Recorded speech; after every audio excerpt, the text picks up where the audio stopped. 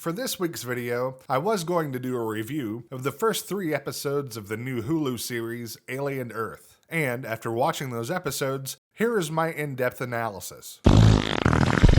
So, instead of wasting our time with that crap, let's instead have some fun and talk about Bloodsport. Do you like good acting? Yes. Well, too bad. So, sit back, relax, and get ready to sweep the leg, folks, as we take a spoiler-heavy look at Bloodsport. So, Bloodsport is the totally true and in no way made-up story of Frank Dukes, a United States Army captain who has the haircut of a young boy and, judging from his accent, is probably from Texas. You have to see it to believe it. However, there's more to Frank than just his good looks, his charming personality, and his perfectly sculpted glutes. Oh yeah. He's also a martial artist who is on his way to Hong Kong to fight in the Kumite, a secret underground martial arts tournament where only the strong survive and the weak are often killed, maimed, or even worse, punched in the nuts.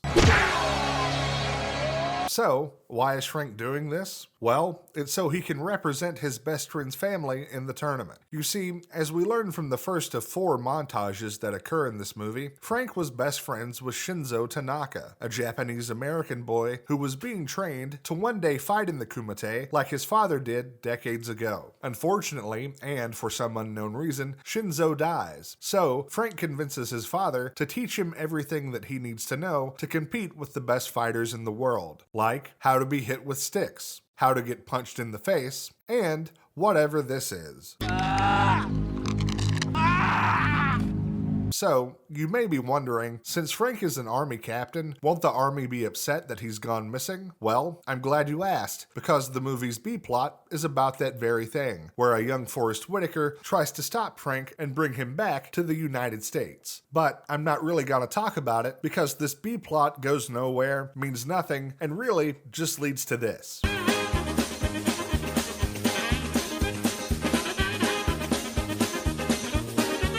Anyway, not long after Frank arrives in Hong Kong, he meets another American fighter named Ray Jackson, who seems to be constantly sweating for some reason, and together they are introduced to all the fighters that make up Hong Kong's seedy underground. There's this guy who breaks boards, this guy who breaks coconuts, and, worst of all, Chong Li, a massive Chinese man who breaks blocks of ice with his bare hands, and whose dialogue is perpetually out of sync. You are next. After a long day of breaking bricks and wearing his pants too high, Frank and Ray go back to their hotel where they meet Janice, a reporter who's being harassed by a guy who has an unfortunate hairline and an Arab fighter named Sadiq. She's coming with me upstairs. Now, you're probably asking yourself, wait a minute, isn't this person obviously Filipino? Yes, he is. And he's also my favorite character in this movie. Why? Just look at this performance. Ha!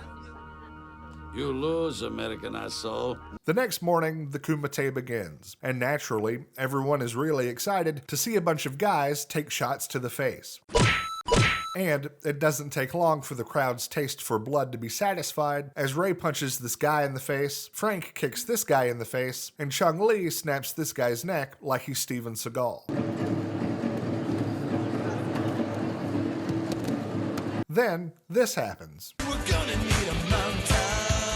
That's right, it's montage number 2, where we finally get to see all the different types of fighters and fighting styles that are represented in the Kumite, including this, which may or may not be racist. I'll let you decide. Later that night, Frank takes Janice to dinner, and it's here that she asks Frank to sneak her into the tournament so she can see it firsthand. But after Frank declines to help her, Janice decides to do what any good reporter would do and dress like a whore. So now, day 2 of the competition starts, and you know what that means. We're gonna need a montage. However, unlike the previous day, Frank is having a lot of trouble. His opponent seems to be impervious to pain, so much so that Frank's punches to the stomach that would normally cripple a man only help in relieving his opponent's gas.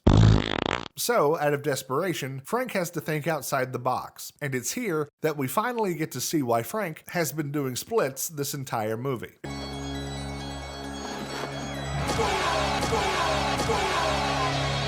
right in the balls, man. Right square in the balls. It's now time for the fight that everyone's been waiting for, the showdown between Ray and Chong Li. And it promises to be one for the ages, as an American fighter who breaks bricks with his head and seems to be wearing some sort of diaper takes on an angry Chinese guy who has a terrible sinus infection. Despite being dressed like it's laundry day, Frank starts out really strong, catching Chong Li by surprise and knocking him to the mat pretty quickly. Unfortunately for Ray, he doesn't notice that Chong Li is sneaking up behind him, which causes this to happen. So, this is the part of the movie where it becomes obvious that whoever wrote it had just seen Rocky IV, because the movies become so similar that there's no way it could just be a coincidence. The best friend of the main character is terribly hurt. The love interest tells the main character they can't win. I don't want to see you get hurt. You can't win! There's a montage to show how sad they are, and they do some training before the final fight. Only, instead of doing sit-ups and running up a mountain like Rocky did, Frank decides to hang out on a roof and do this for some reason. So now it's time for the final fight between Frank and Chong Li, which will be fought on a mat that is obviously a biohazard and now has the corners raised for no apparent reason. But I'm assuming it's to give the fighters high ground, which, as you all know, can be a great tactical advantage. As the fight starts, Frank wastes no time, as he quickly gets the best of Chong Li by kicking him in the face. And it's here that Jean-Claude Van Damme is finally able to show the world his versatility as an actor. Upset with the fact that he's losing the fight to a man who is so flexible that he can probably suck his own dick. Yeah, I can suck my own dick if I wanted to. No, you cannot. cannot. Super flexible. You can't. I can put my head flat. I can flatten my body out. Chong Li decides to cheat by throwing chalk that he keeps in his shorts into Frank's face.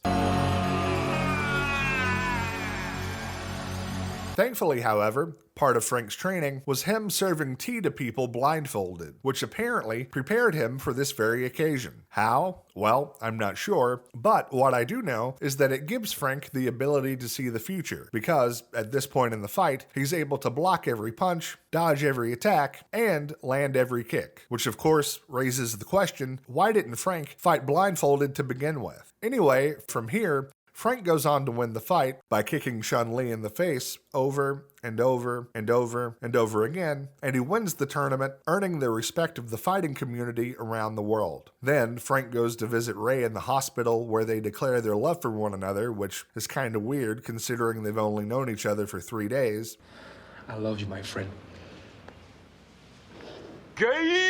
And Frank heads back to the States, where we learn that this story is based on the real-life story of Frank Dukes, who never lost a Kumite fight, and who still holds the world record for fastest knockout. Bullshit. Now, Bloodsport is objectively a bad movie. The acting stinks, there's barely a plot, and the dialogue is absolutely terrible. However, despite this, people still love this movie, and primarily for 2 reasons. The first of which is that Bloodsport doesn't waste any time pretending to be something that it's not. It's not Rocky with heartfelt character drama, and it's not The Karate Kid where the hero learns a profound life lesson. Instead, it's just pure 80s action cheese. With its bad acting, over-the-top melodrama, and non-stop fight montages, Bloodsport embraces the fact that it's a 90-minute cliche. And because it doesn't try to pretend to be anything more than that, makes the movie very enduring. And secondly, how people discovered Bloodsport is also a big reason why they're still fans to this day. Now, for those of you too young to remember, back in the day, we didn't have an infinite choice when it came to entertainment like people do today. We had to make the most with what we had, which was typically the 10 to 20 VHS tapes that our families owned. Bloodsport, on the other hand, was the movie that we all watched at sleepovers. We watched it with our friends in their parents' finished basements as we ate a bunch of pizza from Pizza Hut and drank a bunch of soda. That's how Bloodsport became the cult classic that it is today, and honestly, that's still the best way to watch this movie. Getting together with friends, hanging out, and having a good time. While it may not be a great movie, that doesn't matter. All that does matter is the people that you watch it with. And if you're overdue for a movie night with your pals, you can see Bloodsport on just about any streaming service if your VHS copy doesn't work anymore. After all these years, it's still bad, still cheesy, and still a lot of fun to watch.